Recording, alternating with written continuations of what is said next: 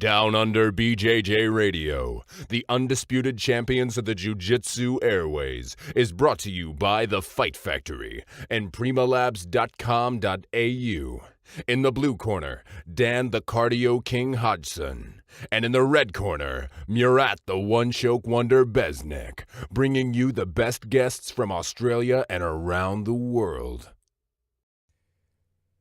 What's up, guys? It's episode 14 of the Down Under BJJ radio show. Obviously, we like to thank the Fight Factory. We got them right here.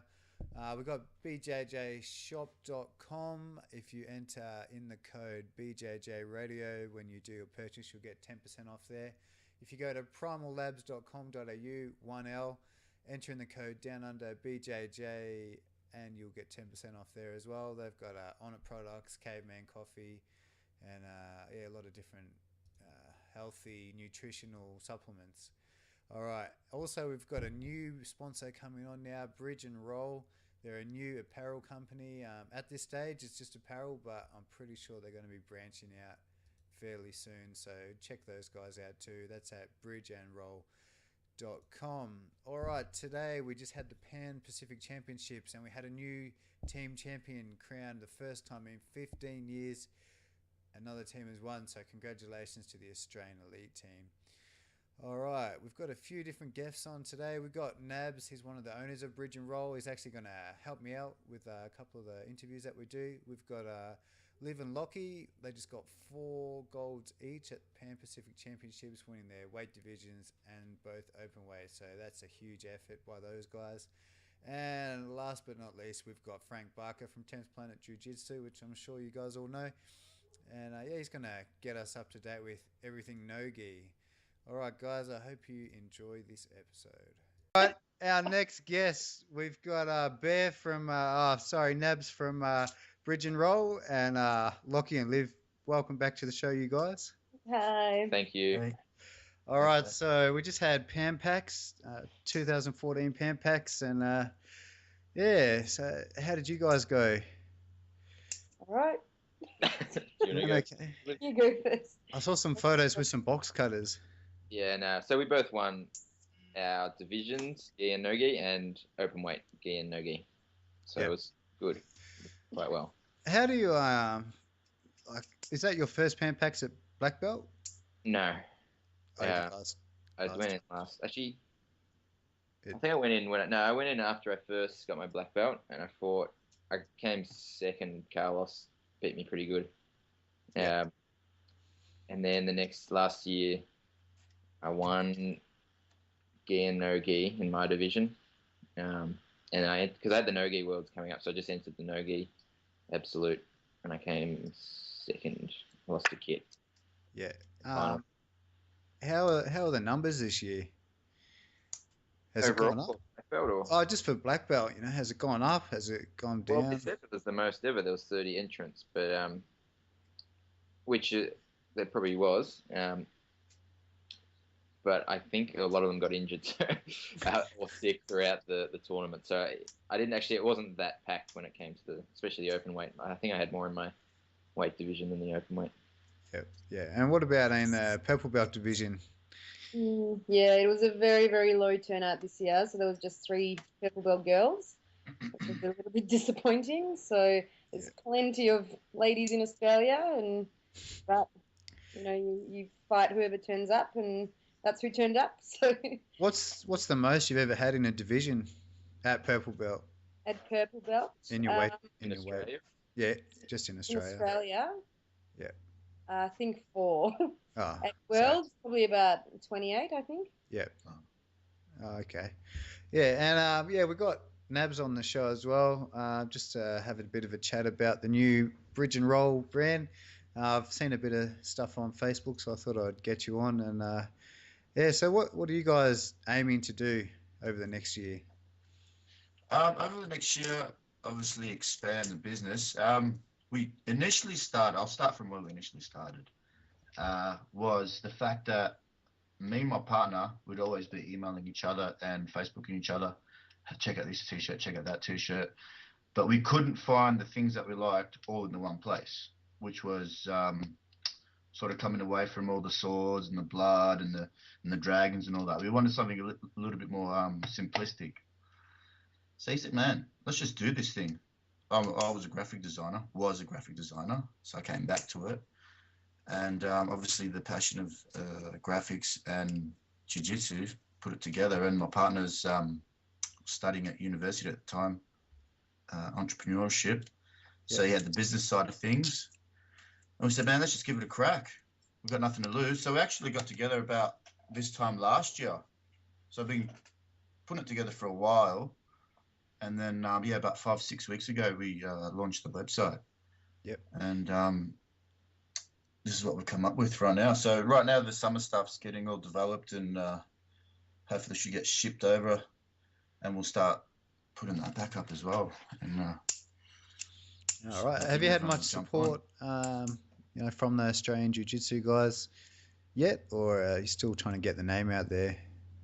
Well, today on the weekend I was walking around the Pan Pacs, and we're giving out coupons and T-shirts and stuff to outstanding performers. And whether it was a win or lose, it didn't matter. It was for that fight or that day how well you performed. And white, blue, black, whatever it was, if we saw something that we liked, even if it was like a lot of heart, even if they got armbarred in like a minute, I didn't care. If I saw that guy had heart or that girl had heart and really gave it a crack, we gave them something, So we're trying to connect with the BJJ community in that sort of way. And even behind the scenes, and we've even done a profile of Lockie, we're trying to expose what we actually have here in terms of coaches, competitors, whether it's black belt, brown belt, or just up and coming purple belts, whatever. Yeah, you did one on Murat. He's the other host, usually on the show. Well, sometimes he's like a part-time host. When he gets time, he's pretty busy. Yeah, he did a good write-up on him. Yeah. So everyone that I've approached in regards to that, some people have sort of sat on it for a couple of days, maybe done a little bit of research about me or bridge and roll rather than just jumping straight on it. But most people, when they came back, were like full of support, like really good. Besides one guy. What would they find when they did a bit of research that would make them not want to follow up with you, Nabil? No.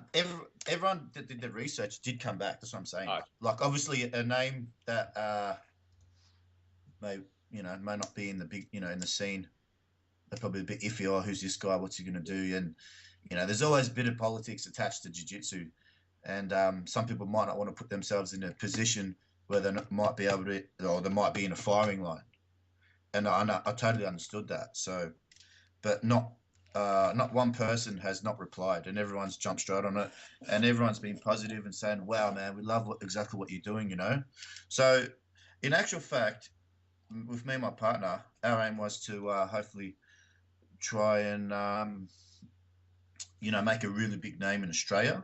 We're concentrating on Australia, and once we sort of set that up, like we're giving ourselves, 2 years. After that, we'll try to expand, and we've already made contact with Europeans, so which is a really good thing. So I think you did a profile on Lockie, and I think you had a picture. I'm not sure if you designed it from his hairline or whatever, but they said, "Guess who the guy is that's coming? Like, who's going to be the next profile?" I was looking at that. I was going, "It looks like Lockie," but. I said some other name, but I was thinking Lockley, and then he came up, and I was like, "Oh, there you go." So obviously, pretty good at the graphic designing, attention to details. Head of hair. Yeah, you could have helped him out a bit and maybe put a bit extra on, but See, I'd say we know, like, say the guys who've been doing it for a little bit longer. As you know, man, jiu-jitsu, like no matter what team. You trained, I trained with Lachlan for maybe 6 months, maybe, was it? Lachlan used to come down and train with us. Yeah. And build friends. Like, I got friends all over, and I've worked all over, so I always make sure I've got a gi in my bag. Whatever country or city or state I go, I make sure I've got a gi. What sort of gi you got in your bag right now? A bridge and roll one. Bridge and roll. It's a show roll. I've pulled all the show roll patches off, put bridge and roll on it. I'm not going to say anything. We'll just make sure Bear doesn't see this podcast. We should be right. Yeah. That's actually that's I think it's one of my first corral jiu-jitsu gis, and it's basically a rag right now. Yeah. It's that Was ripped apart. it a white gi? Black. Oh, Love my right. black gis. Yeah. Has to be black with no patches on it. So I make sure there's no affiliation upsets or anything like that. So usually when someone rocks up to your gym with a team affiliation, everyone's lining up to have a roll with you and give it to you just for wearing the patch onto the mat. You know what I mean? So yeah, turn up with a coloured sure I belt. It's just as bad. I always bring my white belt. Yeah. Tell them I've only been doing jiu-jitsu for 6 months. So. Brand new gi and put one stripe on a white belt. Oh yeah, just started. Yeah, I've been doing MMA. I've been doing a lot of MMA. Yeah, so It's happened. yeah, so winning 8 golds between the two of you, that's pretty impressive. I don't think that's ever been done before by a couple, and I think I did call it that you were the power couple in jiu-jitsu, and you guys denied that on the last episode, but I think now we've come to realise that it might be true. Conclusive proof. We are the power couple. You've got 8 box cutters. Cut some boxes. Yep. Yeah, so what's coming up for you guys next? Is there anything on the horizon? I know most of the international stuff's finished for the year, but... I'm going to Asia Cup in a month in Japan. Yep. That'll be exciting. Are we at there's a competition in Tassie. I think it's the Tassie State Championships or something. And I'm going to be running a charity seminar for cancer fundraiser. So I'll be heading down there. I think it's at the start of November. Oh, cool. What gym's that going to be at? I have no idea. Oh, the actual fundraiser. Yeah. I'm not sure. It might be the same venue that the competition's on. Is it Maromba South? These are smiles. And I don't know about competition-wise. I guess Abu Dhabi trials next year as well. I'm thinking if a spot opens up, I might try and get into this Jiu-Jitsu Grand Prix in Sydney. Yeah. Ever. And what about Bowler? I think the next one's at 74 kilos or 76 with a gi or something. You going to cut down for that? It won't be much of a cut, but yeah. Oh, I thought you did 70. Yeah. Oh, that's your division anyway, isn't it? Yeah, I mean, I'll have to cut a little bit, but it's pretty easy for me to make that, Lay especially off the donuts. Yeah, it's really hard. And what have we got? Abu Dhabi next year. Also looking at potentially opening up a gym sometime soon, but I won't say anything more than that. Oh, okay. That's news. Yeah, that sounds good. And I suppose we haven't even caught up since Boa. You're on the Boa, you know. Maybe tell us a little bit about what that was like. Me or Lee? Yeah. Well, yeah, you. And then we'll go to Liv. Sorry. Yeah, we'll start with Lockie. Okay. Yeah. It was awesome. That was a great experience. Really good event. Like the atmosphere was incredible. There's obviously, as you saw, the stage was elevated very high. So my first impressions were it's a bit scary. So I don't know. I think it'd be nice to have maybe a bit of a larger area, just so if you're running off the mat, you've got a chance to stop. I don't know. I felt like I fought pretty well, but in the end, I lost to Will Diaz. It was a pretty close fight, but so actually, I haven't beaten him yet, so I was kind of. Oh, you're getting closer every time. No, last one was a rest decision. This one was an advantage. So yeah. There's not much in it, and that's the thing about at the top of the sport, I guess. You know, there's not a couple of millimeters between each person. You know, so I mean, what's it? Thiago Braga, he fought. Who did he fight? Can you remember? Marcus Souza, I think. Yeah. Marcos did pretty well as well that night. Yeah, he was exciting. He was really exciting. I think if he had had a bigger mat, he could have been more exciting. Yeah. Yeah. Yeah, but I suppose it's the first one they've ever done, and they're trying to do something different. Well, they had to do that. They had to do the elevated mat for the seating. Yeah. Seating. Yeah, so it'll be interesting to see what they do next time. Cause I don't know if you saw the footage, but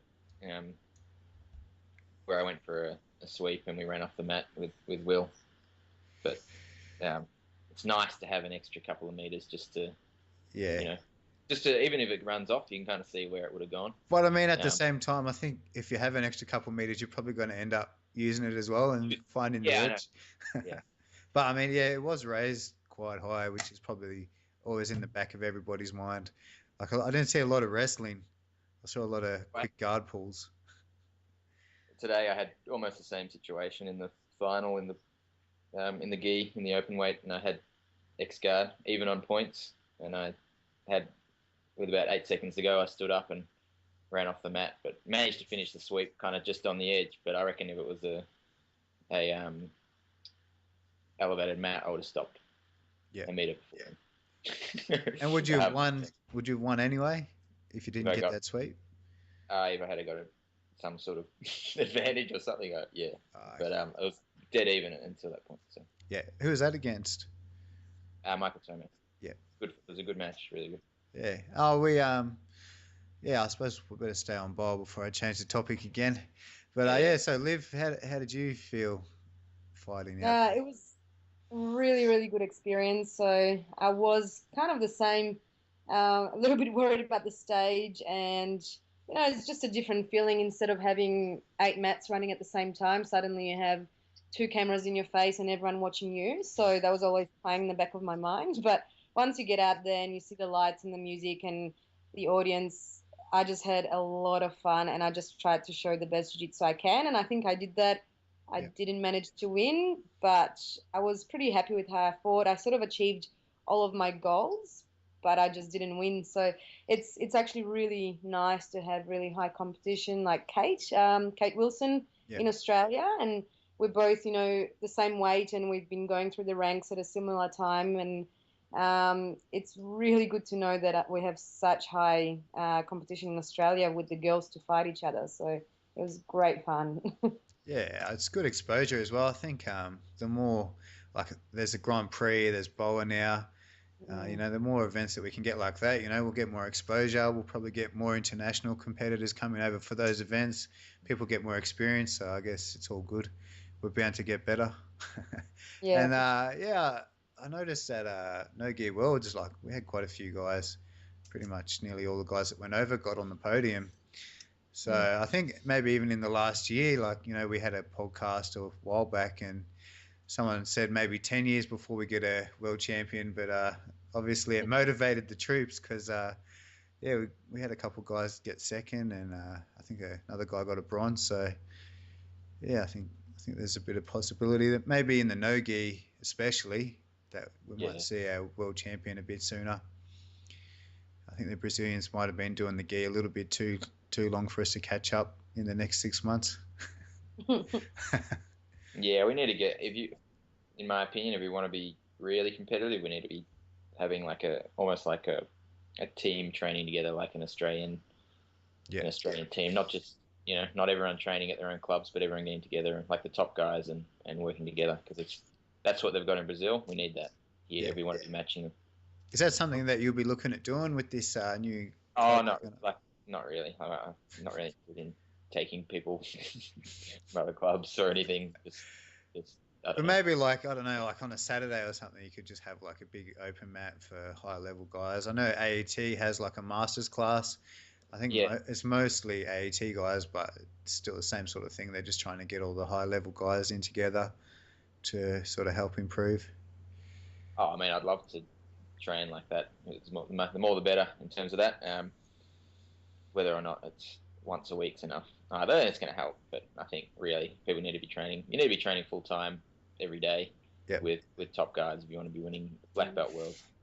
Yeah. Well, I think Kit was trying to do that. Sorry to butt in. I think you were part of that as well. Lucky, you remember? Yeah. Had that going. That was good a few years ago. Back in Lilydale. No, was it in Absolute? We had like a world sort of thing going. Once again, it was once a week. It's good. I think that you need that every day. Yeah. Yep. Reality, from what I've seen in Brazil, because that's what they've got there. And you got kids coming up through that who are 10 years old and they're training with the best in the world, and they're bloody hard to beat already. It's. Yeah, I've seen like videos of Cabrina's son. Yeah. Stuff that guy's doing, man. He's going to be a beast. I think he won Worlds as well. Yeah, he did. Junior Yeah. world. Won it. It's No, like no, his he won first time he ever went. Yeah. Yeah. Shit. Yeah. So Yeah. yeah. No, I mean it's definitely possible if we actually if we approach it in the right way. There's no reason why we can't. Yeah. Simple as that. But when Yuri Simos was here, it was like Lockie, Yuri, Kit, and over a month or two, like you see these guys like just turning it up, you know. Yeah. Even you know, like at the start, Yuri was, you know, always on top of Kit, and then Kit started figuring it out and coming back, and then Yuri's quite a hard sort of guy, and he would only have it his way, yeah. So there is no other way, you know. So it's back and forth, you know. Yeah. Super competitive. It was great to watch, man. We were training, but at the same time we were spectating. So I reckon it did them a world of good. So if they had that every day, all day, yeah, man, you guys would be just. Yeah. I know it's hard to do it right now, and it's different when you're a full-time jiu-jitsu guy. Yeah. But wow, you know, there'd be awesome stuff happening. And that's what I said to you earlier, that these younger guys that I'm starting to talk to in regards to bridge and roll and what they're doing in their life and jiu-jitsu is like they're giving everything up. At 17-year-olds, 18-year-old guys and girls that just want to do the jiu-jitsu thing. And I'm like, wow, man, that's awesome. Do it, you know? Just give it a crack. Who cares? Yeah, at the same time, I think Keep some life goals. So, yeah, keep, you know, you can. I think Jiu-jitsu shouldn't be the only thing. I think, you know, like me personally, maybe that's because I'm doing my PhD at the moment as well. But yeah, I do think there's time for some other working on some sort of career after jiu-jitsu too, because it doesn't, unless you've got a school and you know, it doesn't actually pay very well, even if you're doing really well. And in the end, I don't think you actually need to be training 8 hours a day. No. I think if you train smart, if you can dedicate you don't 4 need hours a day. to train 8 hours. You just train really smart instead of just going hard and trying to kill someone every day, and you can learn a lot more. And make sure you're getting good sleep and good recovery too. Yeah. You know, if you're working all the time outside of jiu-jitsu, you're not going to learn as well. You're not going to recover. Like, you know. Hey, Lockie, you spent a bit of time up at the Institute of Sport for Judo. Yeah, how are those guys train? They're training. They're Olympic athletes. How are they training? They're grappling. How many hours a day do they do? Oh, which one? On the camp or at home? I'm not sure about it. Oh, okay. You didn't. On the camp, they were doing about 4 hours a day of actual judo training, plus all the, you know, strength and conditioning side of things, and, you know, some extra fitness stuff. So it was pretty full on. Yeah. How important is it for like jiu-jitsu guys to stay on top of their physio health, like their back problems, their stretching? I suppose you've probably seen a few injuries in your time. What can guys do to like reduce the risk of lower back injuries and stuff like that? It's I know I've actually got lower back tightness, soreness. I don't know what it is, but by nature, it's pretty bad for your back. So because you're getting loaded under extremes of flexion and, you know, resisting that and trying to push people off you with a bent back and deadlifts with horrible posture, and, you know, like, it's all pretty bad on your back, to be honest. So and then everyone goes and does deadlifts with even worse posture. Yeah. I think that's one thing actually too, is like if you're doing jiu-jitsu already, don't go and do something else outside of jiu-jitsu that puts more load on your back, because you just, you know, don't go and, in my opinion anyway, like if you're doing jiu-jitsu, if you go and do CrossFit as well, that's just more load on your back. Doing heavy deadlifts as well, which obviously there's a time for that because you want to build your strength, but during the time when you're training a lot of jiu-jitsu, like, you just overall the load on your back is increasing dramatically. But look, I think being aware of what postures you're in and doing strengthening exercises to be able to maintain good stability through your back as well, flexibility through the hips, good strength through your glute. It depends on the person and the injury and what kind of game they have, really. Yeah, I've pretty much got a sore back all day, and then I go to training, it goes away, and it comes back later on. Yeah, but that's because you're warming up. It doesn't mean that. It's fixing it. No, but obviously. Well, that makes sense. I'm not doing something wrong. Yeah. The basic answer is you need to do jiu-jitsu all day, and it won't hurt. Yeah. That's what the answer is. Obviously, these show bridge and roll guys, they're pretty keen. They love jiu-jitsu.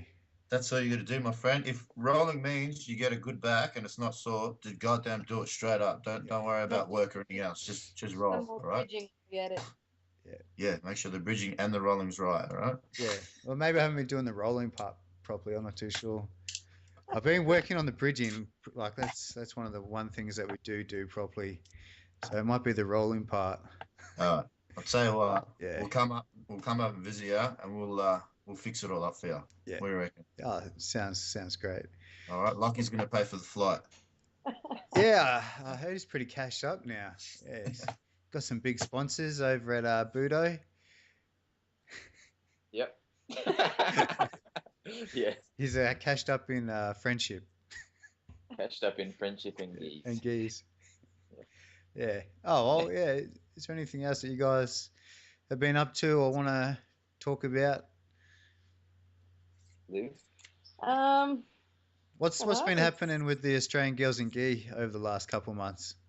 Not sure. I think that's probably a question for Jess Fraser, not myself, but I think she's been going around the country and spreading the love a little bit. Yeah. But yeah, that's probably more of a Jess Fraser question rather than myself. She'll be able to give you more details. But we could have pranked her, but I haven't got Hey? I could have prank called her, but I've only got her American number.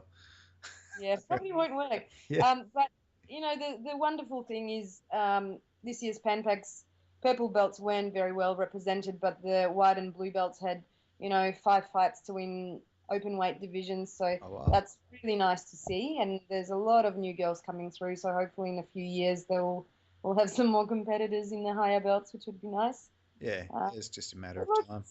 Yeah, it's it's not every girl's sport, but I don't know. I think it's really nice to see the culture changing a little bit and more girls taking it up and staying in the sport. Yeah, all right. There was awesome representation today, actually. We gave probably more stuff to females today than to males. Yeah, that's nice. That's a little bit sexist, but that's okay. Yeah, I've actually always said that the girls are underlooked. And What was that? What was that, Lachlan? So yeah, Liv got something and I didn't. I gave you something. So I'm just- In the toilet, I gave you that little kiss, cubicle 2. Oh, that was, yeah. That's not exactly a discount code, though, is it? He's got a special now. Yeah. I told him I'll send him a t-shirt. Yeah, it's true. Yeah, look, girls are they are and they aren't overlooked. I mean, if you're actually talking about, girls' achievements overseas, I think we've actually done more than the boys. We've won medals at every single Worlds. We've got a black belt medal at Worlds. We've got brown, purple, blue, white belt medals and world champions with the girls, gi and no gi. So I guess that's overlooked. I mean, underlooked, overlooked. I don't know. Anyway, Shouldn't be overlooked. No, and we're getting some really good achievements going, and I mean, it is really hard. We probably represent 10% of the sport of the population, so the depth probably realistically isn't quite as deep as the men's. But that's not to say that technically we're not as good or we're not, striving to be just as good as the boys. And I don't know, I find the boys really helpful. A lot of my training partners are men, the lighter guys, and they've been nothing but great in all my jiu-jitsu life, the whole 4 years of it. Well, that's probably something that's helped out, the females get so good so quickly as well, is like, if you're going to be training with guys all the time, most of the time they're physically going to be a lot stronger. So you guys have to become more technical to overcome that. So I mean, that's probably what's helped you guys sort of rise so fast. It's not fun. Like, I mean, if I had someone that was 50 kilos every day to train with, that was also at a high technical level, I wouldn't get so sore every day. My ribs wouldn't hurt every single day. My jaw wouldn't be crushed, and life would be a lot more fun, I think. But yeah, we're getting there. Yeah. Oh, that's good. Yeah, I mean, at my club, it's increased 400%. We've got 4 females now. So, Wonderful. 3 of them are vegan, so I don't know if there's a relationship between veganism and jiu-jitsu. I'm not too sure what's going on there. Definitely promotes a healthy lifestyle. Oh, that's for sure. It's interesting. We have some interesting conversations. Good to make answer there. Suppose, they could probably train longer, so they could do 10 hours a day. What do you reckon, Nabs? What, the females? Yeah. Have they got back problems? Well, Liv, you got back problems? No? Just stack past them and that will fix the no back pain issue. Yeah. I got a back pain issue myself. I've always wanted to ask Lachlan, what can he do for me? But I know he doesn't like talking shop on the mat, so I've always left it. I'll send you both an invoice after this. Hey. I'll send you both an invoice after this. And I'll send you a PayPal acceptance for the T-shirt as well. Yeah. All right? I just need your mobile number. I'll send you the PayPal code. Yeah. This guy, he's pretty dodgy. He steals logos. Now he's stealing phone numbers. Hey, we give to the people. We're giving back to the people. That's what we're about. Expanding. Oh, that's good. Oh, that's good. All right. Well, that's 30 minutes, so that's perfect. One other thing. We are actually looking at Liv and I, because Liv's a physio too, obviously. I'm a physio too, Yeah. Opening up a physio business pretty soon too, which will probably go with the gym. So, yeah, beautiful. Anyone with jiu-jitsu injuries out there? I'm thinking of doing my PhD on jiu-jitsu injuries, actually, which is quite exciting. Have some, first scientific data in the sport that's not quite scientific just yet. So thought someone has to start it. A little less bro science, a little more sister science. Nice. Good on you guys. There's definitely no bro science out there at the moment. What? This guy. They're too busy winning. And he wins 4 golds and it just lets it go to his head. But it is. Yeah. Fire. So you won 4 golds, but how much money did you win? It cost me $165. Time of work too. Yeah, I know, probably more than that. And parking. Okay, all right. Yeah, thanks, Lachlan and Liv. Thanks for having us. Thanks for having us. All right. See ya. Bye. See you guys. Bye.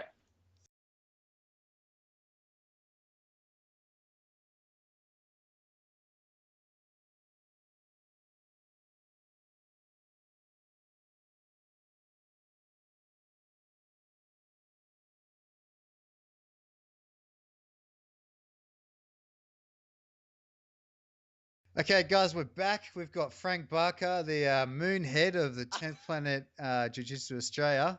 Frank who? Who'd you say was it? Frank who? And by moonhead, we don't mean that he's bald. We mean that he's actually the head instructor at 10th Planet for Australia.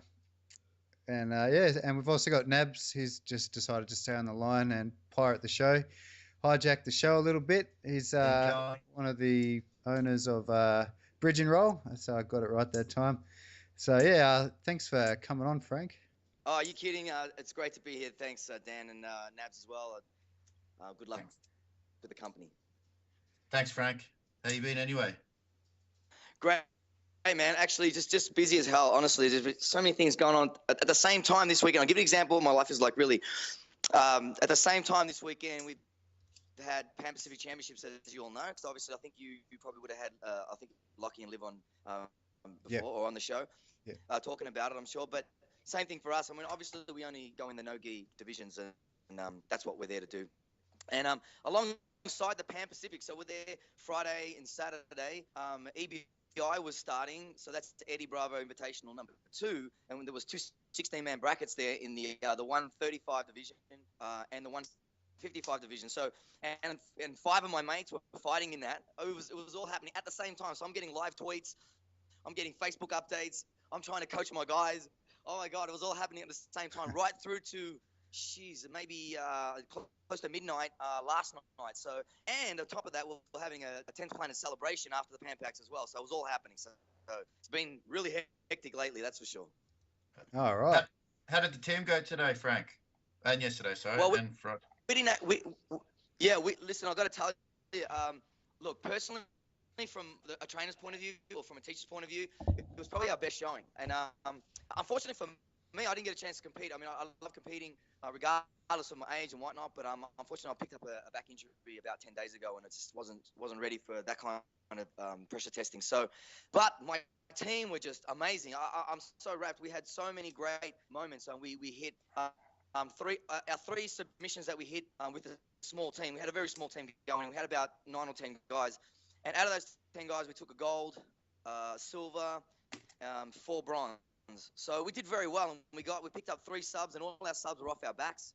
So we hit chokes off our backs, which is not seen real often these days. I mean, unless it's the typical triangle choke, but we hit 2-arm triangles and a guillotine in this comp. So we've been working really hard on that too, working on our squeeze, working on getting good position, and I'm really committing to those things. So it was just a hugely successful competition for us, but also not even just the fact that with the victories we had, but also in between all of those fights, I monitor all my guys very carefully, and I'm looking for certain things, improvements where we've been weak in the past, and we've plugged a lot of those holes that we had earlier in the season. So for me personally as a coach, I'm just excited where we're going. 2014 has been massive.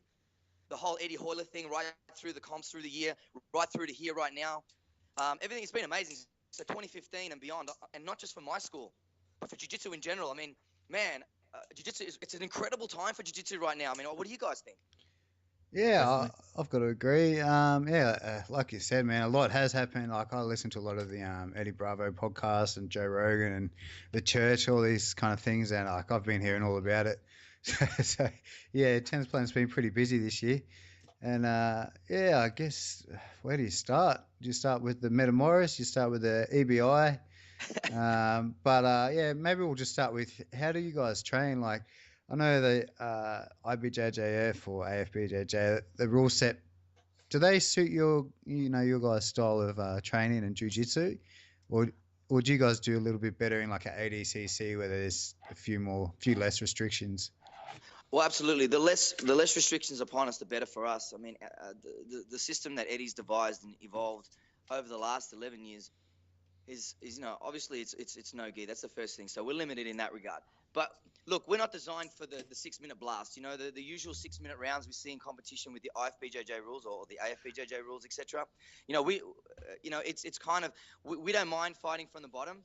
That's what we want to do. We want to start there. It sounds silly, but we don't mind starting off our backs. But that's seen as a negative thing for us, and we often get advantage points against us because of that.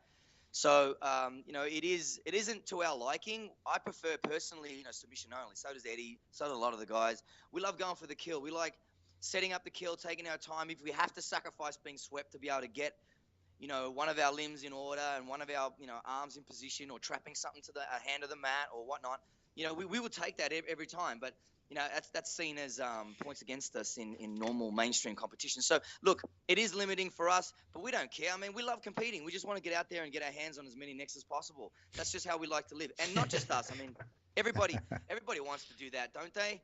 I mean, really? I mean, who wants to go into a fight just to hold position and whatnot? Now I know that it's a points thing, and that's an advantage for that way of fighting. But for us, to answer your question, we prefer submission only. Go for the kill.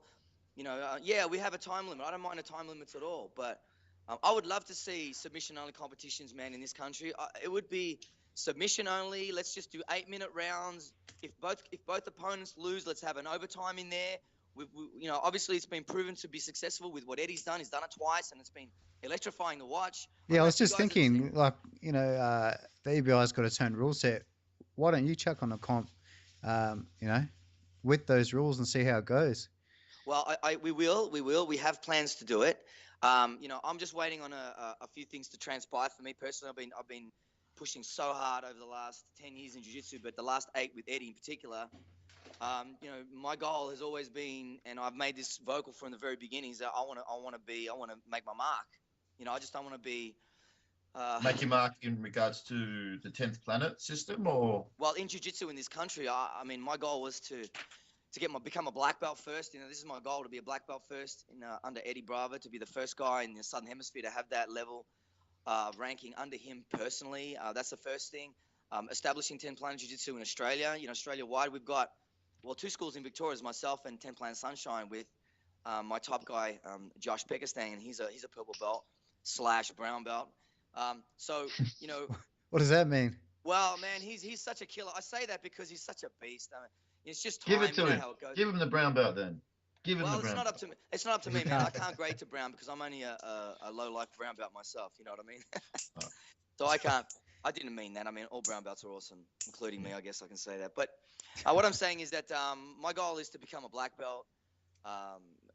And we've got affiliates. In the next 3 to 6 months, we're going to see 6 affiliates Australia-wide. What states are you in? Well, we're in Victoria, but I've got regional people that train under me who are part of my movement, who are very close to me, and they're my close students.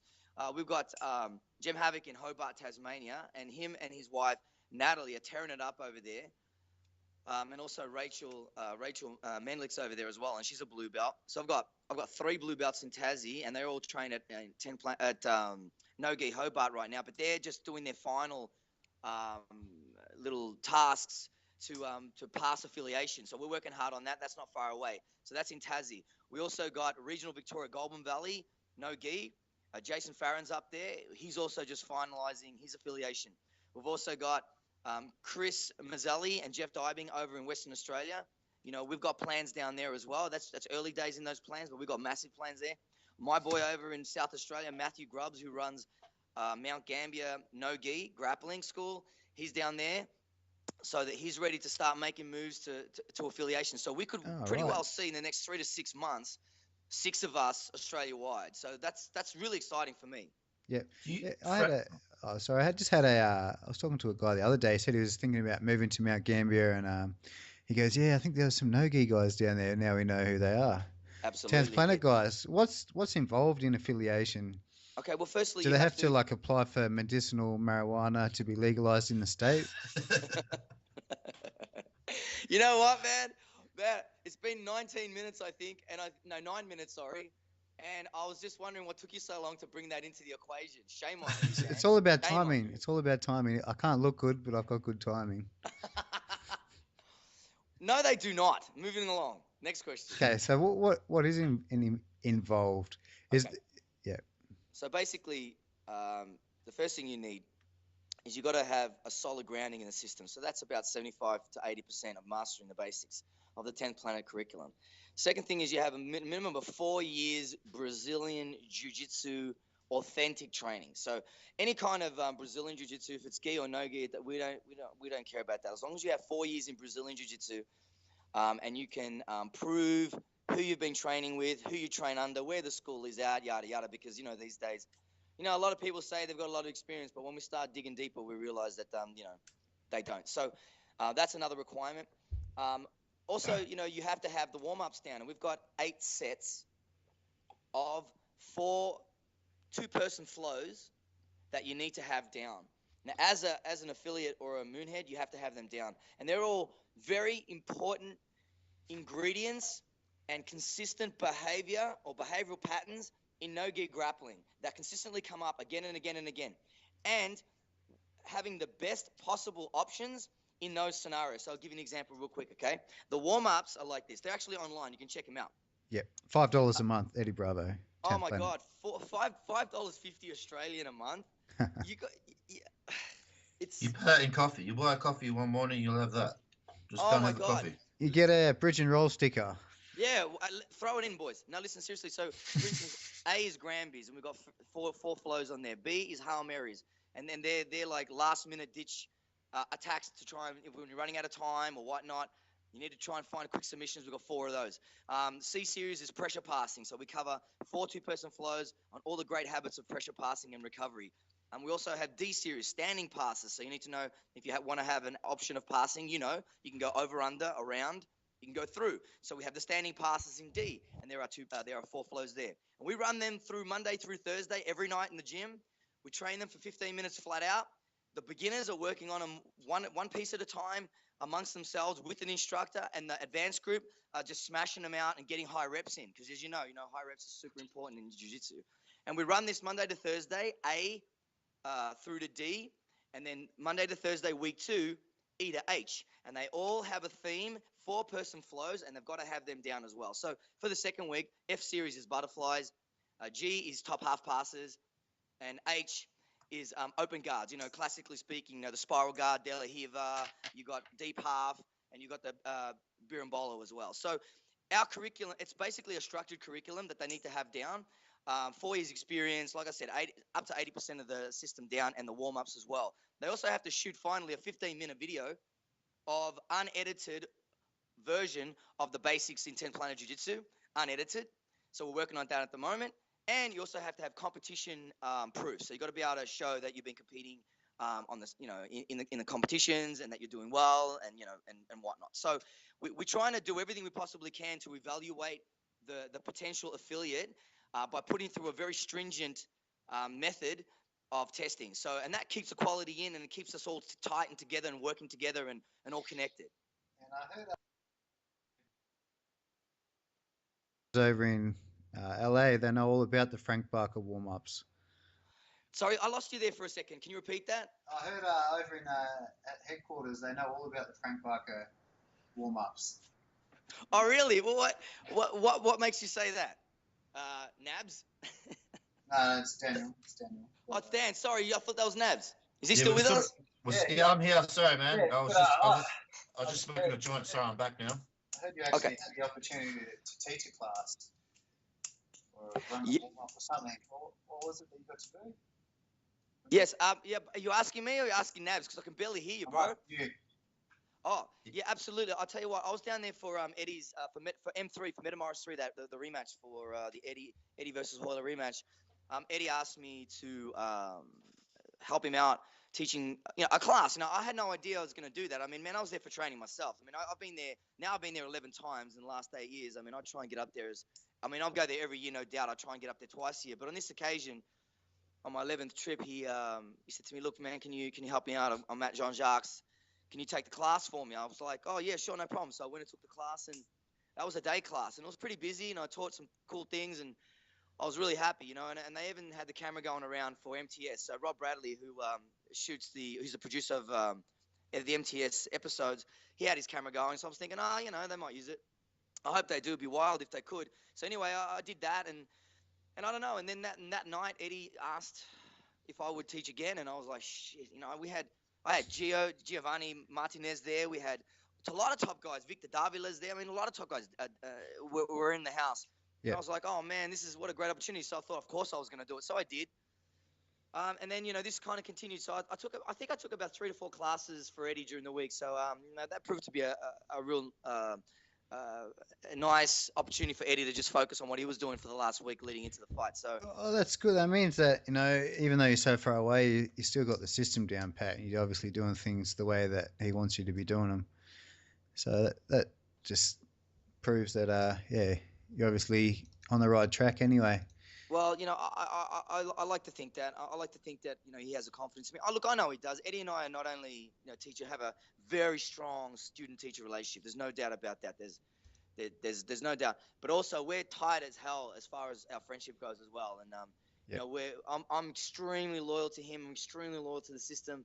All the guys, our whole system around the world is super tight. Every affiliate around the world are all connected, and we're all tight, and we all talk about things from business to structure to class plans to business models, advertising, competition results, and in the exciting stuff we break down UFC results, play-by-play sometimes, EBI for instance, they were slamming down results as fast as possible down here, and it's great, and it's such an incredible organization to be part of. So I'm very lucky. So yeah, Eddie has a confidence in me, and I'm proud of that, definitely. Yeah, and it sounds like he looks after his affiliates, because you guys have like a bit of a Moonhead meeting. Is it once a week or once a month?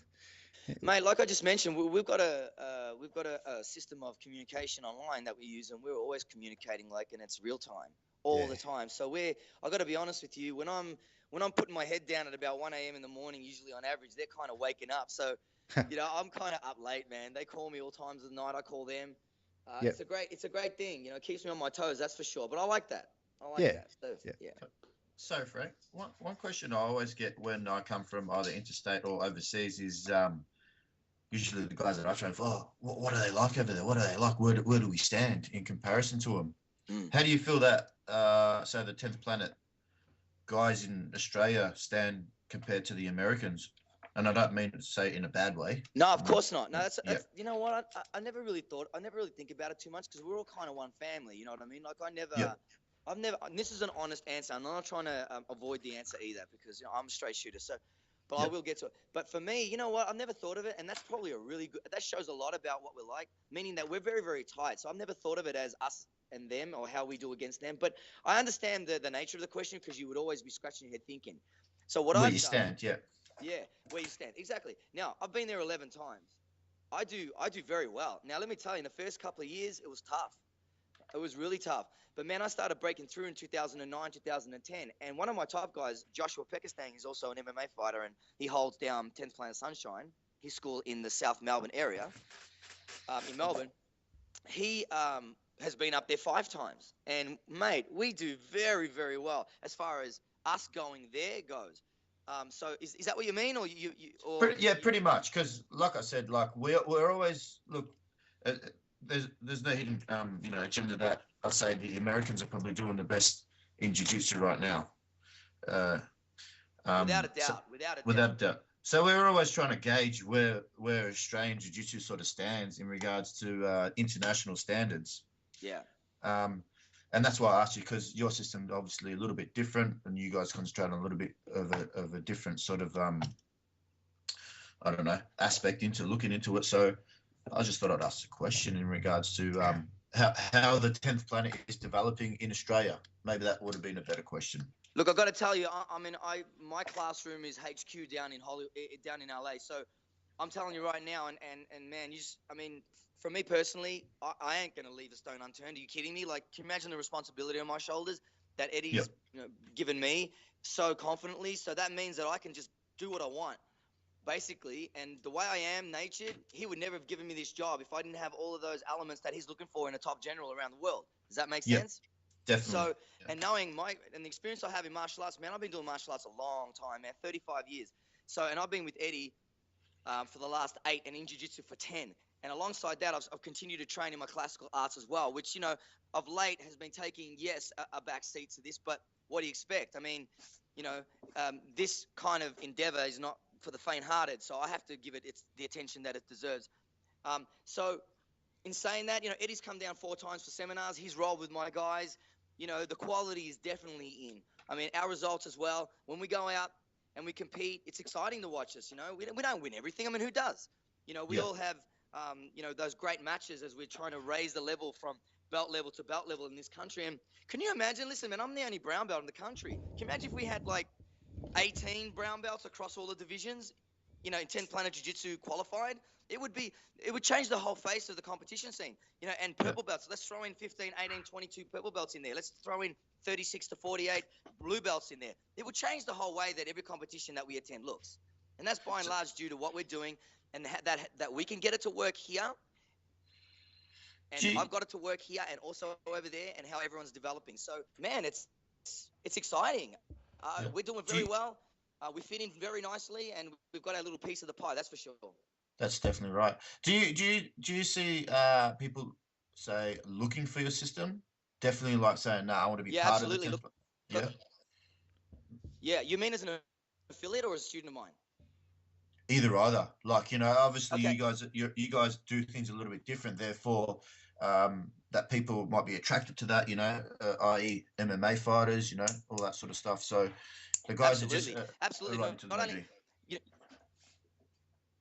yeah, absolutely. Well, first of all, just for the jiu-jitsu, the Brazilian jiu-jitsu perspective, people come looking for me. There's no doubt about it. When someone walks in the door, I know for sure, A, they've either trained in another jiu-jitsu school, or B, they're looking for me. They heard about it. They heard about it on Joe Rogan's podcast or on Eddie's podcast because they've been on there countless of times. And, on Eddie's podcast alone, man, I've been mentioned. I get a mention all the time. And that's not because, I'm anything better than anybody else or whatnot, but there's lots of things that are going on down here. I'm always pushing, I'm always trying different things, getting involved in as many things as possible. So by my dedication, I guess, if you want to use that word alone, or my persistence or my stubbornness or the stubborn nature, it's natural that, we're gonna make some waves. And fortunately, Eddie's had this podcast that has worked in such a great favor. So people are actually asking about me through the podcast as well. And through jiu-jitsu schools as well. So that's been the main thing. So I don't really get people just walking in going, "Oh, g'day, I just moved around the corner and is this kung fu?" Like I don't really get those people coming in and asking me that. They're usually looking for me. So and as far as affiliates go, well, Dan, can you imagine, man? I can't imagine how many people hit up Eddie. Mate, I get hit up 3 times a week average by guys wanting to be affiliates. And then when I start sending them out like a bit of a PDF of what's kind of involved, I never hear from them again. You know what I mean? It's like I got Ebola or something. Yeah. Why is that, Frank? Is it just stringent sort of rules to get in, or you reckon a lot of guys are just sort of asking the question? Well, a lot of guys ask the question. That's the first thing, because we know there's definitely those guys around. I mean, come on, you know that, right? There's definitely those guys around. They get caught in the hype. They see a fight. They make a call, and by Tuesday they're, to doing what they usually do. But the ones they don't get scared off. I think Eddie's looking for a maniac. I got to be honest with you. We're not. No, it sounds. I mean, it's not the most. You know what? He's definitely found man, one. he's got, This guy. He's found it. He doesn't need it anymore. That's it. No, Ticked that's all the not. boxes. Oh my God, I'm not a The boxes are maniac. ticked. Thank you very much. Australia's covered. We got Frank. Yeah. Don't worry about it. We don't need any Listen. more crazy. That's it, man. Listen, man. I think I'm that's not what a he's looking for in a moonhead as well. Like 50% crazy, Probably. 100% ADD. He actually Listen. created him. He actually created Frank. Did you actually? IVF. Did you hear the IVF, episodes when Frank was DNAs on the and all this sort of podcast? stuff. Frank, I think how many did you do? About two, 3 podcasts, or about 10 hours worth of you talking and those guys listening. Oh, is that you mean when I was on Eddie's podcast? Yeah, that was like the longest podcast I've ever listened to. It was like 4 hours or something. Yeah, no, I wasn't doing much talking. I mean, look, the first podcast I was on, I was on there as a kind of like a side, like a side kind of co-host thing. Oh, yeah, that's on the Joe Rogan one, wasn't it? No, I wasn't on. I've never been on Rogan's podcast. Oh, okay. Oh, Rogan was on at the same time or something. No, Rogan was on Wasn't it? the one after, because the one that I was on just before Joe's was there was Joey Diaz was on it. Oh, yeah. Tate Yeah. Fletcher was on it. Nate Harris was on it. Victor Davila was on it. And this was the night after Meta Morris 3. Can you imagine? It's pretty crazy. Can you imagine? Talking about Tate Fletcher, you just recently got sponsored by a certain company. Tell us a little bit about that. Yeah, I mean, how cool is this? I mean, can you imagine? I mean, I'm 43, right? I'm like 5'3", 62.5 kilos wet, right? Listen, man. Listen. I can't believe anyone would ever want to sponsor me. Well, Primal Labs, and I love Primal Labs. Primal Labs they contacted me, and a couple of my athletes in Tassie are sponsored by Primal Labs, and they're such cool people, man. I'm just so lucky to have the sponsorship. They basically stock all the Caveman and all the On It products, and between those two companies, man, there's some really quality products in there. I mean, you gotta agree with that, right? Yeah. Well, they just sponsored me as well, which is kind of ridiculous to me. But That's awesome. But yeah, they're awesome. I helped them out. I got them a bit of exposure on Facebook and stuff, and then things sound like they're picking up for them. So. Well, you know what, Dan? What do I get out of this? You get nothing, mate. You show roll knockoff. I want some Primal Lab. Give me your stuff. Man, I had 4 alpha brains before I started this podcast today. Yeah, anything else there, Dan? No. Bit of some Eddie Bravos. No. I wear a gi, I try to keep it, as pure as possible. I love it. I love it, man. No blurred lines there. Hey, listen. So Primal Labs. So congrats on that, man. Primal Labs. So if anyone's listening out there, primallabs.com. Check them out. .com.au actually. Check And them only out. one L. They're awesome, man. They got anything you need there. Just go to them. They got everything. MCT oil. They got magnesium spray. Caveman coffee. Caveman coffee. They got acai extract. How are you going with the caveman coffee? Sorry? Have you tried it out yet? Are you kidding? Oh. I'm the king. I'm Okay, the how do you Caveman do it? king. How do you do your mix? Because I'm still getting used to it. All right, here we go. This is what you do. Okay, obviously I percolate mine, right? So you boil your brew, get it all up, put it in my cup. I put a big chunk of about maybe half to 3/4 of an inch thick chunk of grass-fed buttered milk, grass-fed butter. Far out. Rather. Yeah. MCT oil, which is a coconut oil extract as well, and also raw coconut, like organic coconut. Okay. Yep. As well, and I just put a little bit of milk in there, mate. I blend it all up. I've got one of those, those handheld bar mix kind of things. Yeah. Are you listening? You guys We're are. listening. We're No, listening. I'm listening. I was just trying to. Bullshit. I haven't heard the word bar mix for about 20 years. So. Oh, well, okay. I was just Well, trying to think I what don't it know. was. Okay. Handheld vibrator or something. That'll fucking work. All right. Look, I'm going to tell you how you do it. I've got the AeroPress. Okay. I got the Caveman coffee. I got the MCT oil. Yep. And I got the unsalted grass-fed butter. Beautiful. Do you blend it? I actually feel sick after I have it. And Really? I don't only use about half as much butter as you. All right, I tell you what, you know what you do? Maybe back off a little on the MCT oil. So what I would do is maybe take. I was doing maybe half 15 mils of MCT oil. How much is that? Is that like a teaspoon? Probably like a big teaspoon. Well, take half a teaspoon. Yeah. Jesus Well, Christ. table is about 5 mil. Oh, is it? Well, yeah, it's about 3 then. That's. Oh my God! No wonder you feel. Yeah, gone wrong. I knew something wasn't right, hey? Because You know what you it's- do? But I mean, it's good. You don't get hungry, and you seem to have a lot of energy. I usually drink a lot of energy drinks, and I'm trying to kick that habit. Now that I'm a sponsored athlete, obviously I'm trying to do things the right way, and also try and compete at least once a year. But Caveman coffee is the first step. Get off the energy drinks, get the Caveman coffee, and it seems to give me energy till about 3 in the afternoon, 3, 4 o'clock, and it doesn't have that harsh come down that you have after like a Red Bull, like you've had heaps of sugar in the system and then it just crashes. So it's good. I've got the Shroom Tech Sport as well. Yeah. Which I already had some of that anyway, but yeah, that stuff's pretty cool. It's totally different to like your Jacked or 1MR sort of extreme pre-workout and energy sort of supplements. It's more of a bit of a mild supplement, but it just seems to give you that little bit extra when you're doing rounds. I don't know. Have you used it much yet, or? Look, to be honest, can you imagine if I really used a lot of that stuff? Jesus Christ, man, I'd be divorced. My kids would hate me. I'd be running to work. Shit, seriously. I use it, but I don't try and overdo it. Like the Alpha Brain, I usually have about 3 a day. The Shroom Tech Sport, I'll take a couple, but I'll only take it if I'm feeling like I need it. Does that make sense? Yeah. So I don't like to just shove it down if I don't feel like I need it. I can't imagine you'd ever feel like you need it. No, well, sometimes, but look, it's rare. But for me, I don't know, man. I'll use it if I really need it. If I feel like I'm a little bit run down, I'm really tired, I need a bit of a kick. Yeah, that Shroom Tech Sport really helps a lot. I like to use that. But my Caveman coffee these days, man, I got to tell you, I agree with you. I've been just having that in the morning, and the way I do it with the butter and the MCT oil and whatnot. And man, that's keeping me going too, and that's really good.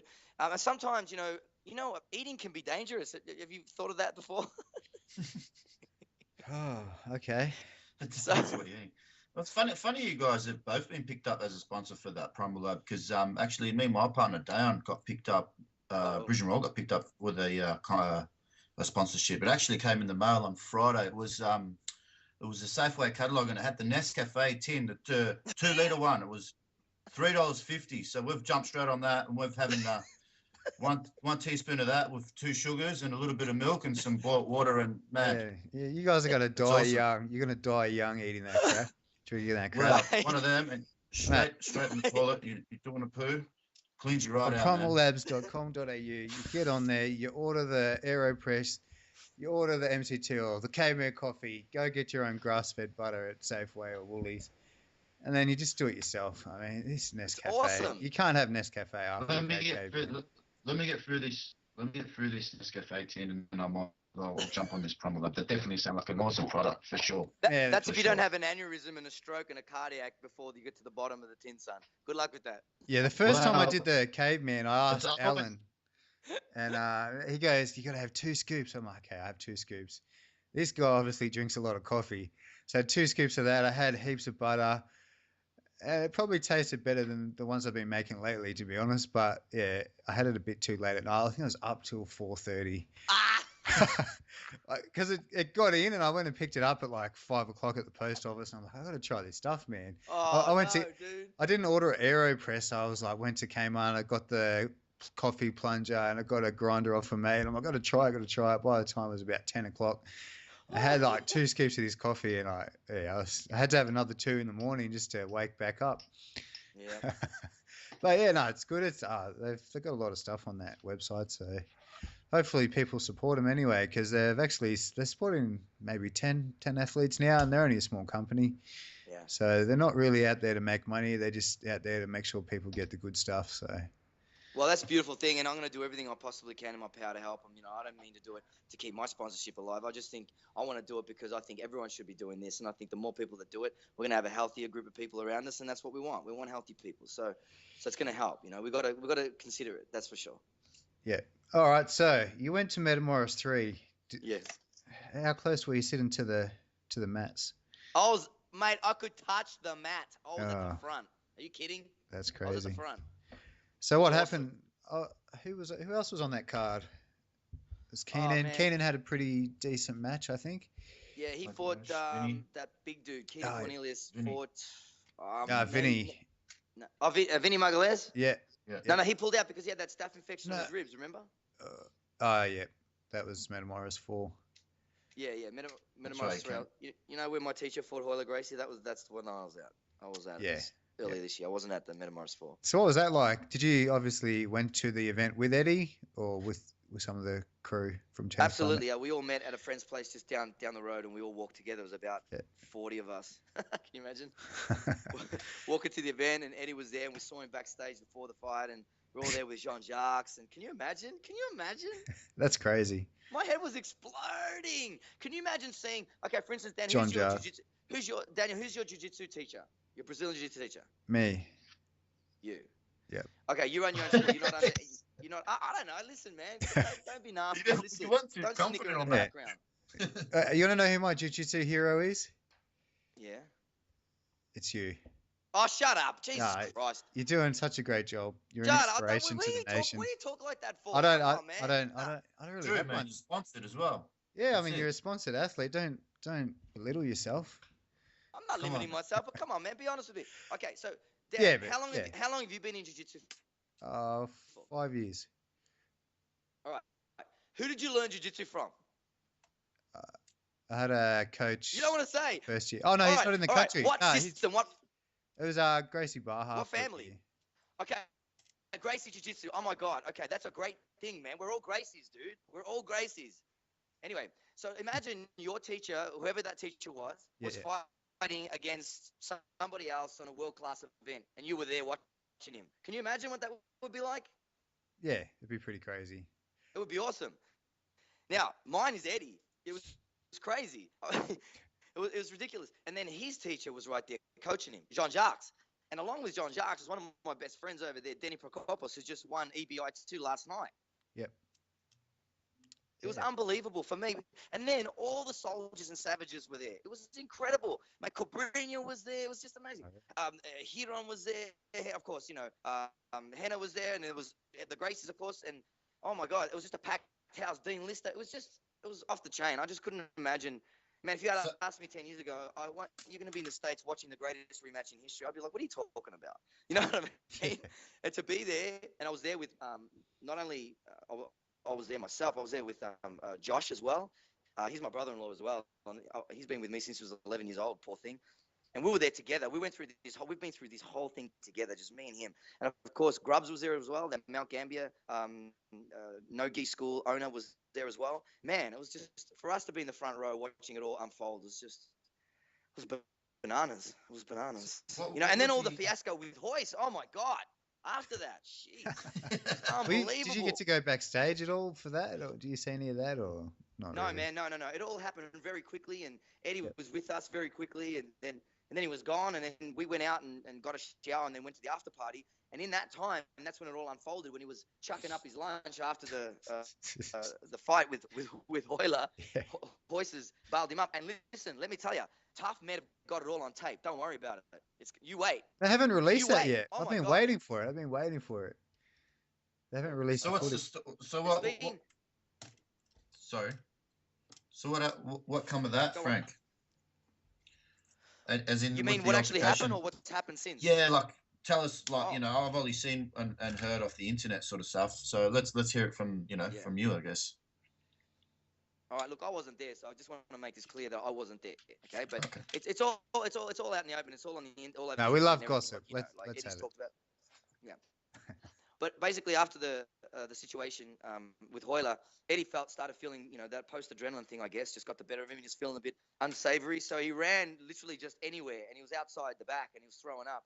And Jean-Jacques was with him, and I can't remember the other gentleman that was with him as well. But anyway, Jean-Jacques was there with him, and Eddie was throwing up, and then he heard behind him a voice saying, he said he heard this voice saying, "I like what you said about my family." And then he sort of like turned around, and Hoyce was there, and he goes, but I, he basically said, I like what you said about my family, but I know you've been talking shit on my family. And Eddie was like, "What are you talking about?" Now, can you imagine, Eddie's just finished fighting, and he's pretty much had enough of it, I would imagine. I mean, if I was Eddie, I would have been over it by like 5 years ago. But anyway, he was still polite. That's what Eddie's like. He's just the coolest dude ever. And he was like, "What are you talking about? I've said nothing but good things. Go look at my books." And he started just basically listing, Jiu-Jitsu Unleashed, to Mastering the Rubber Guard, Mastering the Twister on the DVDs, the new Advanced Rubber Guard. Like, he even said, he goes, "Look, I've written only but good things, and, blowing all of you up, talking, proudly from Elio and Hickson and John and everybody, and even including Hoyce." So, and while Eddie was talking, like, he was kind of like waving his arms around because, he's Mexican, he's a jiu-jitsu guy, you know what I mean? Yeah. He was pretty animated, and he goes, he was accusing Eddie of basically being aggressive, what do you, get your hands away from my face, or something along those lines, something like that, right? I wasn't there, but this is the story. And so Eddie's like, "What are you talking about?" And Jean-Jacques had to separate him. Like, Hoyce was trying to have a go at Eddie to try and kick his ass, like right then and there. Yeah. He already had his chance. Yeah, but I think since then they found out that Hoyce, all Hoyce had actually heard was from a seminar in Australia. Someone said, "Oh, Eddie Bravo always talks rubbish," or something. Apparently that's what it came back down to. He just heard some random person just, talking some smack about 10th Planet. Well, and that's all he'd actually heard when they finally got it out of him. Would you really react like that from something you'd heard from Australia? Eddie said, Eddie said to him, Eddie even said to him, he goes, "Hoyce, he goes, whoever's saying these things is lying to you." Like, he was saying it to him. He was saying, "Man, whoever's saying these things to you is bullshitting to you. It's not true. It's not happening." And he's kind of believing the bullshit instead of listening to Eddie. But, Eddie just put a whooping on his brother. I mean, I would jump in and cause a fist fight too. You know what I mean? Yeah. I understand. What did you think of the Gracie breakdown? Have you seen that? Oh, boy. The two car salesmen? Yeah.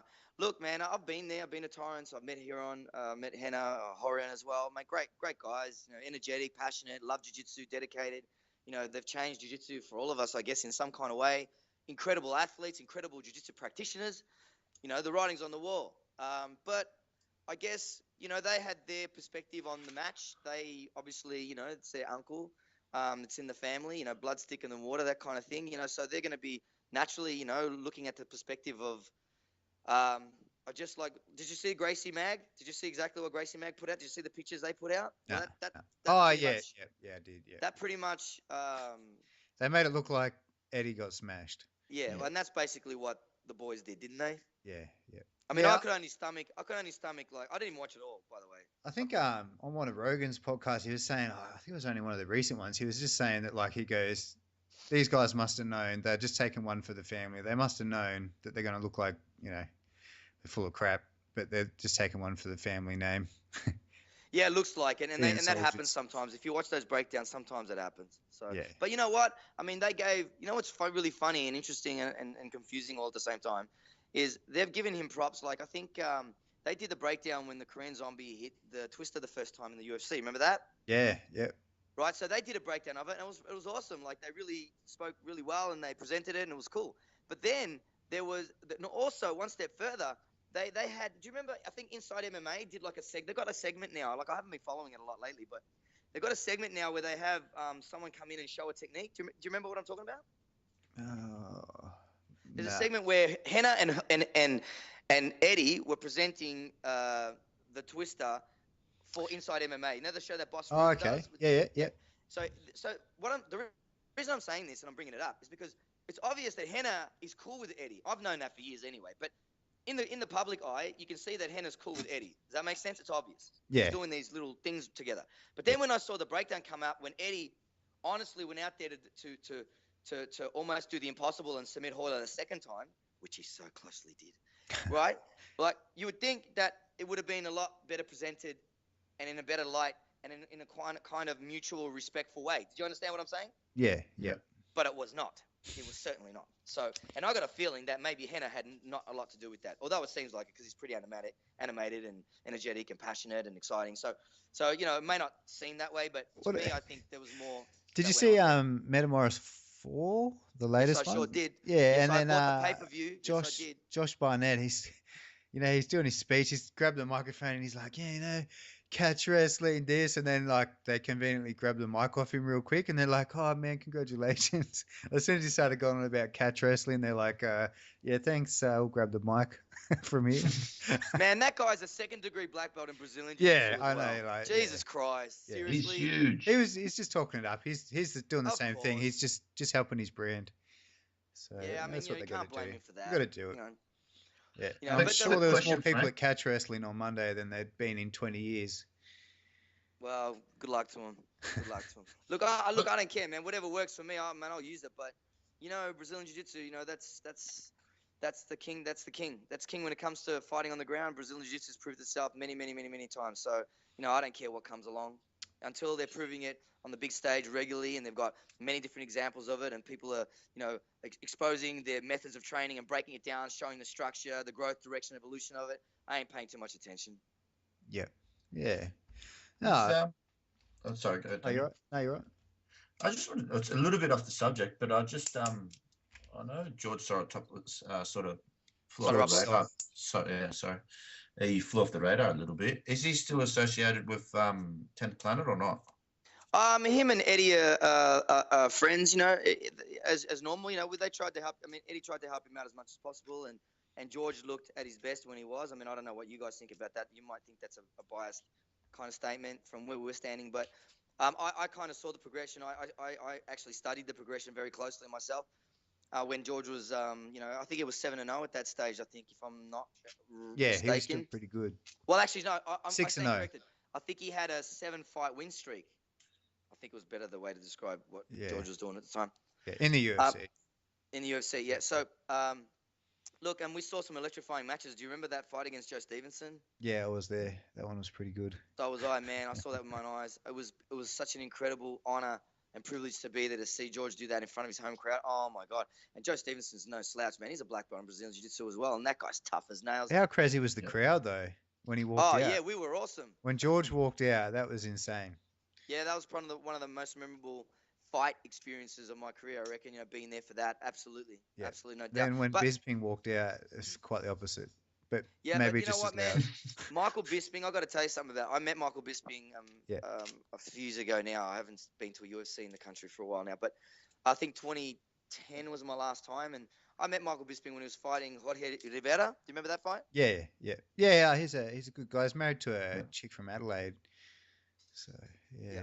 And I was there for that, and I met him backstage, and he was cool as hell, man. I mean, the persona that he's a great trash talker, dude. I mean, seriously, So isn't that the fight where I might be wrong, but he spat at his wife? Correct. I spat at someone. He spat at someone. I thought it was the trainers of the other guy. Yeah, he spat on the floor at the cage straight after the fight. Yeah. But it wasn't towards his wife. Wasn't at his wife. No. Yeah, I never do that. I heard. Yeah, well, because I remember he was holding onto the cage and he was swearing and then he spat. It was the guy that did the video. There's one of the coaches, that little short guy. He made that video, and he's not that short. Hey, vertically challenged. Is he Frank Barca short or short? He's short, but he's not a moonhead. So yeah. Yeah. Oh, that's hilarious. Oh man, if I had known it was gonna be this good, I would have let you freaking do this interview at 6 p.m. Would have been even more interesting. Yeah, well, I thought you said you had to do family time, man. You can't neglect the family. As jiu-jitsu practitioners, we do that enough. Nah, man. Seriously, I had to. Like I said, I was just on the phone with Jared Lowe from I think it's Fight Magazine. The Blitz. It's a Blitz publication, because I've got to submit a fight tech series for him, and I was doing that. I was tapping that out on the laptop, so I had to do that as well as do the handover with the kids, put them to sleep and whatnot. So it's a bit of a busy time. Yeah. How do you go coping with all that, Frank? I mean, like, trying to run the business and then the after hours stuff. And then obviously you saying that, you're up every night till 1 o'clock with Eddie Bravo and all that sort of stuff. Like, how long have you been doing this for? And how long are you expecting to do it?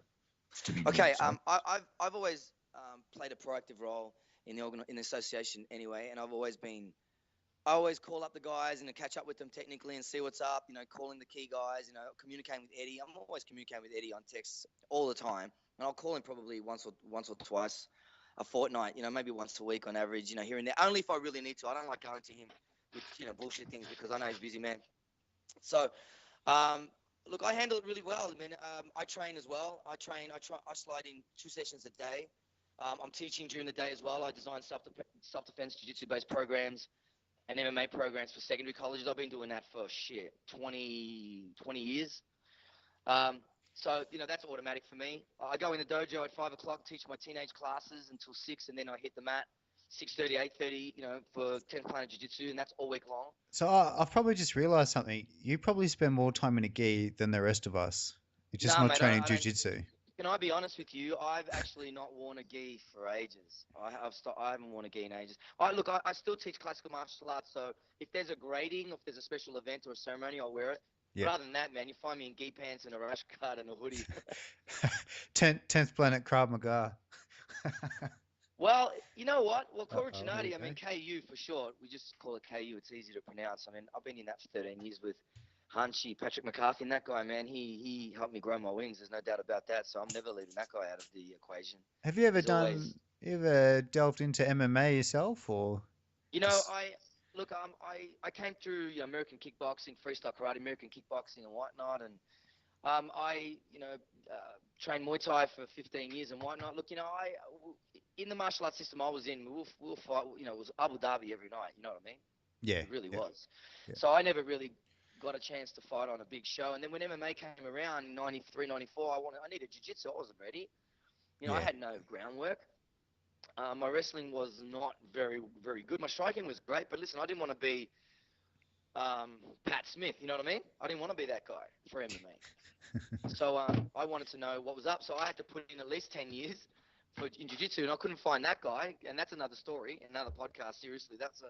Mate, from 94 to 2003, oh my God, I could do 17 podcasts just on that part of my career alone. But cut a long story short, I never fought on any cards. MMA kind of passed me by. I've always thought about it. Look, I am 43, but, I train pretty hard. I'm reasonably fit and in shape. I've got really good conditioning. My strength is pretty good, maybe above average for my size and weight and height. And you got all the On It products to help that? Absolutely. So, also, What about HGH? You could probably... what would you choose, HGH or TRT? What would you decide? Probably THC and Alpha Brain and Shroom Technique for me. THC. Yeah, I don't think they sell that in Australia just yet. I'm not too sure. Well, you know what? It's funny you mentioned that. Mate, have you noticed what's been going on lately? I have. Dude, we are not sick men. We are not sick men. There's no doubt about that. So, I mean, look what it's doing to help kids with, like cancer seizures and seizures. I mean, just seizures alone. I met a girl a few weeks ago. I was down at the medical cannabis rally in Melbourne a few weeks ago. I can't remember when it was. I think it was the 12th. No, September. I can't remember. Anyway, a couple of weeks ago in Melbourne, and I met some parents of some children that they've been using the cannabis oil, the tincture, that has extracted the THC element from the medicine so that the child doesn't experience the psychological, the psychoactive component of it. Yeah. And they went from hundreds of seizures a day to they haven't had a seizure in the last 578 days or something. That might be the story I've heard of. I kids, think I've heard that one. Yeah. Seems to be a big thing. thing, On the news, man. These people. Every day, there's something on every day. And not just one family. Yeah. And look, there's a lot of reasons why there's a lot on every day too as well. And we've got an election looming as well, obviously. So, in the state. So, the boys are playing their cards close to their chest, but they're obviously knowing that there is a movement that want to jump on that. So, well, I mean, even the Prime Minister came out and said that he's not opposed to the idea of doing research. He said if opiates are legal for medical reasons, and why this can't be legal, he doesn't know. So exactly. Yeah. Exactly, and that's a beautiful step forward, and I applaud him for saying that. And it's true, you know, if we've got opiates and all of these things, and you know, when you're broken your leg or falling off a ladder or burning yourself and whatnot, I mean, you know, they're getting us to suck on green sticks, and God knows what the hell that is, and you know what I mean? Like, they're using, obviously, you know, mind-altering chemicals already for medicinal purposes. Why wouldn't they use this if it can be more of a like a homeopathic level, meaning that something that we can use, like, instead of Panadol and ibuprofen and all those things that we know kill people every year in this country alone. Yep. You know? Yeah. There's been no deaths with it ever recorded. So, well, you know, we all know what's going on. I mean, I'm not going to... Yeah, well, how much money do they pump into research and all that sort of stuff into the products that they already have? Yeah, that's true. I mean, exactly. I mean, you know, they've got to get that paid. Just remember who owns all the... You just got to look at who owns all the major companies. I mean, who owns the pharmaceutical companies? Look at the drug companies. You know, you're looking at the the alcohol companies, the tobacco companies. I mean, they're all. I think the same thing's happening with fuel companies. In the Northern Territory, they just had a big conference about why fuel prices went up 2 years ago, but then when the oil price came back down, the prices never came back down. And the fuel guys are standing there going, and then the next week the prices came down. So, it's all the same. How many excesses? How many tax excises have been put on fuel alone? I mean, I'm sure the government are probably paying less than freaking 12 cents for a litre. Seriously. Yep. Yeah, and same with those e-cigs as well. $1.40. They're trying to ban e-cigs in just about every state, and you know, they're a lot healthier than normal cigarettes, I'd imagine. So yeah, it's all just because of tax and stuff. So yeah. Anyway, it gets interesting, and we've been on turn into a conspiracy podcast. We'll have to change the name. Nah, let's not do that. Let's all all these keep it positive. Jiu-Jitsu guys will get angry at us. Oh, listen, I know most of the Jiu-Jitsu guys anyway, so they can get angry with me. They can take it up with me. No worries. Yeah. Be all good and fun. Just anyway, cool. We'll leave the podcast there. You guys can stay on the line, but yeah, we'll just we'll leave it there. All right, well, and thanks for coming on. Can I just do a couple plugs if that's cool, real quick? Yeah. Please, if you guys are interested in 10th Planet System, obviously, if you're in Victoria, if you're in Melbourne, come check us out. 10th Planet JJ Melbourne.com for details. Also, 10th Planet JJ Sunshine for details as well. My boy Josh is down there running a great show. He's got some killers down there. Obviously, no gi. So if you want to supplement your training and, you know, get a little bit, you know, more active with the no gi, I mean, they in the gi world, they like to use the seasons. So it's kind of like a no-gi season. So if you guys are pretty down for that, we've got a great facility down there in Melbourne, and Josh has as well. Yep. So if you guys want to go down there, we'd love to have you. So please check us out for that. Also, you can follow me on Facebook if you want, at Frank Barca, and also on Twitter, 10th Planet JJ Melbourne, if you want to communicate that way with me. Also, if you need any products, if you need any gear, attire, 10th Planet kind of stuff, if you're interested and you're down for Eddie's books, videos, DVDs, please go to 10thplanetjj.com, click store, and that will lead you to the normal information and cart for you to do your shopping. Also, I just want to thank Primal Labs for sponsoring me as well. Yep. Primallabs.com.au. They're awesome people. Please check them out. Obviously, Caveman Coffee and all my boys. A big shout out to all my own students in Melbourne. I love you guys to death. Obviously, my family who are rock solid, just awesome, my greatest supporters. And also the Jiu-Jitsu community in general. The Pan Pacs was a brilliant, successful event. Lots of hearts broken, but also lots of emphatic elation through victory. So it was just incredible to be part of that. And congratulations to all the teams that were in the Pan Pacs. And, of course, to AET, my good mate, Nino Stamos down here in Victoria as well, leading his troops to another victory. So they were team champions this year for the AET. So congrats to them as well. Thanks for having me on the podcast, boys. It's been awesome. Please have me again. Come on. Oh, we will. But, I mean, you got to do something for us as well. Obviously, what do you want me to do? What do you want me to do? You know who we're big fans of. We need to get the big man on the show. Who? Who do you think? Eddie. Who do you think? Who? The moon man himself. You want me to try and get Eddie? Yeah, Right. if you can get Eddie, that's unbelievable. I won't wear a gi for 6 months. All right, listen. I'll try my best to get Eddie. Listen, just do me a favor, send me an email, just a little bit about the podcast and whatnot, and a bit of a link, because he'd want that. So what I'm saying is that he's going to want that. Yeah. So just trying to speed it up a little bit. So if you can send me any information you can about the podcast, that'd be much appreciated. I'll get it to him, and I'll put in a really good word. But you got to take care of me though, or else forget. Hey, look, Frankie. bypass all that, man. You just tell him Bridge and Roll asked for him. That's All all he right, wants. done. Hey, Bridge and Roll. As And soon he- as he gives the tell Bridge him- and Roll, he'll be on. tell Hey, him listen. if we he should get doesn't like together our podcast, he can go to the other Australian Jiu-Jitsu podcast. Oh, that's right. There isn't one. So, yeah, he's going to have to come on this show. That would be sick, man. And you know what? And if you tell him that, listen, we want to know about what you're doing over there. You know, we're hearing noise down here in Australia. We want you on. If you go like that, he'll Yeah. love to do the podcast, I'm sure. Yeah, and if he's coming out for a seminar, it might even be easy to get him while he's here. That'd be tough. But we can try. I mean, he's always on a really tight schedule, but we'll see how it goes. Yeah, it But look, doesn't have I'll to just be a leave it long up one. to him. I'll leave it up But to him. anyway, yeah, see how you go. All right, boys. Thank you All very right, much. Thanks. See you, Frank. See Okay, ya. gotta go, boys. Thanks a lot. See you Okay. later, buddy. Take care. Take it Yeah. easy, man. That's nice. Bye.